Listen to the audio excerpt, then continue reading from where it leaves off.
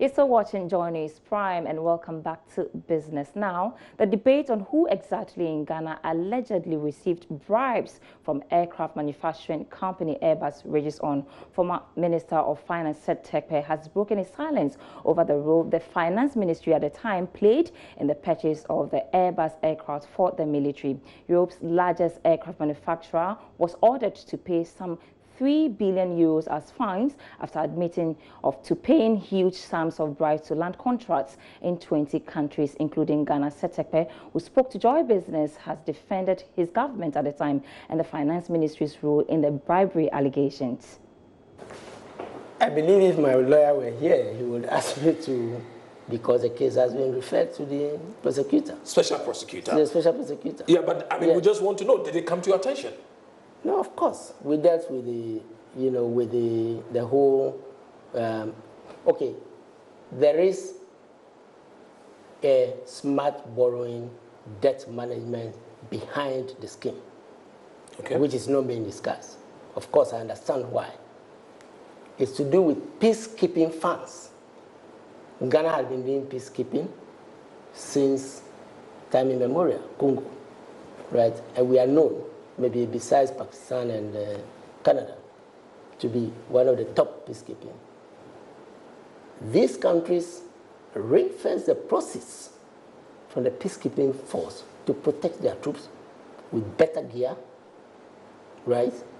And also to be able to discharge their duties responsibly. So the context is this. We didn't even have aircrafts. They were old ones. So in ring-fencing the revenue, the same way we ring-fence airport tax, MPS, port dues, and others to support MPS, which is part of, we ring-fence, the peacekeeping funds. And realize that immediately you ring-fence, that you see, like ESLA and others, the power, of those funds. So we did a spreadsheet in 3 parts. The amount that will go to peacekeeping, priority, operations. Operations, okay. The amount that will go for overheads, both in Accra and the various stations.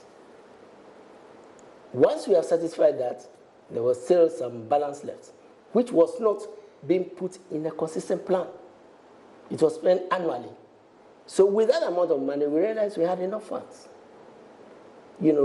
to buy military gear, including aircrafts, to improve the efficiency and protect our troops better. This is a contest, right? As far as the Ministry of Finance and what, you did about, yes. In this yes, I'm part of the administration, but I'm just explaining to complement, Okay. So I hear about maintenance.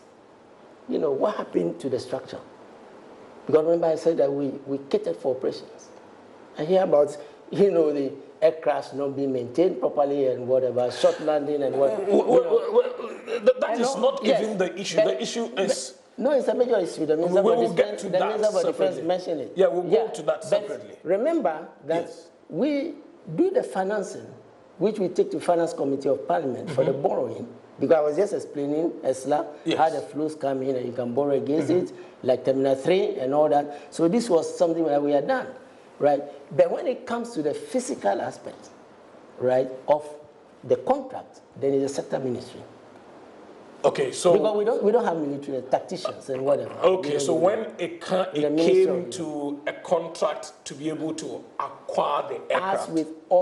As with all contracts, whether roads, whether military gear, whether defense, whether works and housing, you always prepare according to the rules. Finance, the finance agreement. So the finance agreement is what you work on? The works contract, Ministry of Defense. Did you ever see the finance agreement between Ghana and Airbus? No, we didn't do the finance agreement with Airbus. Okay. The finance agreement was with the banks that provided the borrowing. The banks that are supposed to provide the borrowing. Airbus was providing the aircraft. It's just like Sinopec.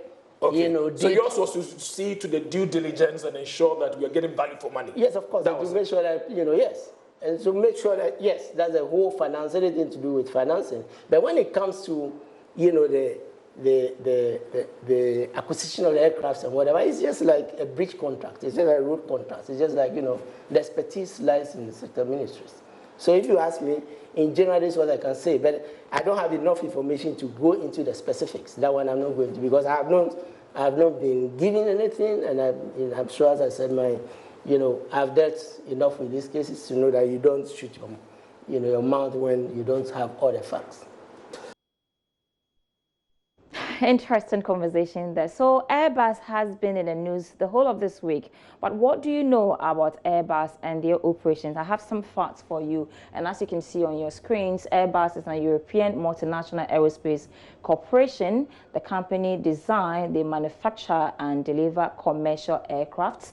Airbus is also registered in the Netherlands, and its shares are traded in France, Germany and Spain. Final assembly production is based in Toulouse, that is France, and in 2019 Airbus was the world's largest airline manufacturer and took the most airline orders.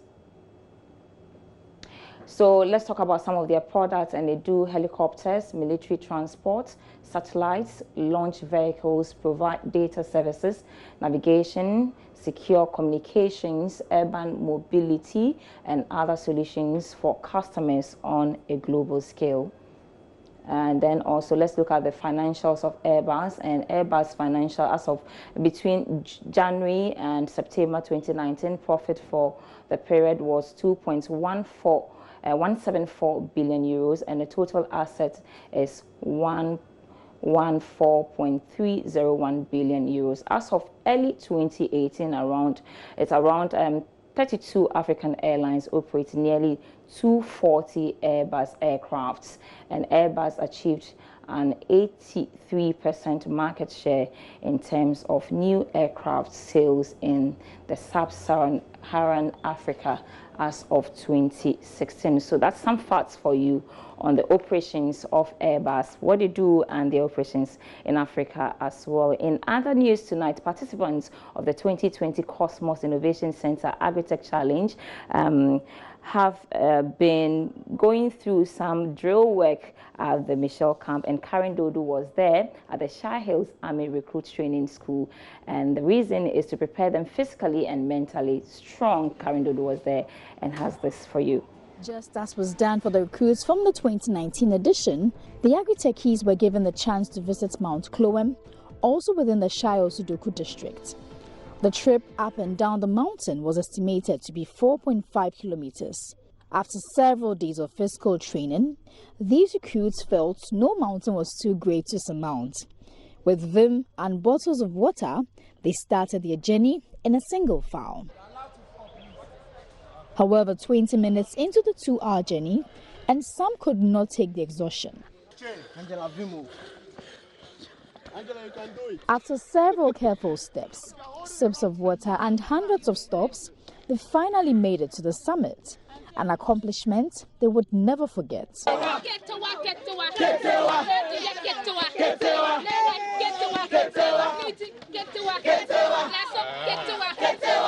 I'm feeling great. It's been a nice experience, though I thought I couldn't do it, but then ever since I started, I'm saying that I'm going.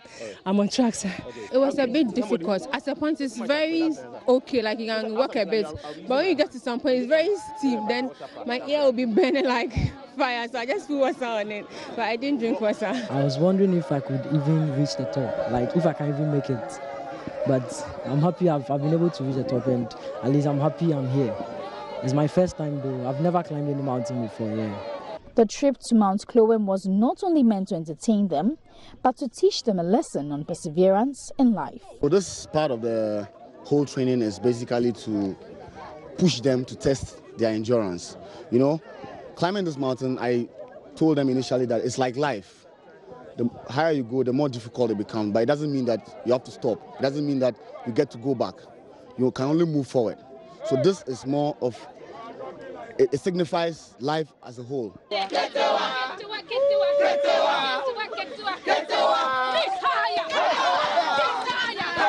Youth had the full experience of the KIC 2020 boot camp on Wednesday on the AM show at 7. In commodity news, crude oil is yet to make a recovery after the outbreak of the deadly coronavirus. Today, it sold at $54.83 a barrel. Gold, on the other hand, traded for $1,550.79 an ounce.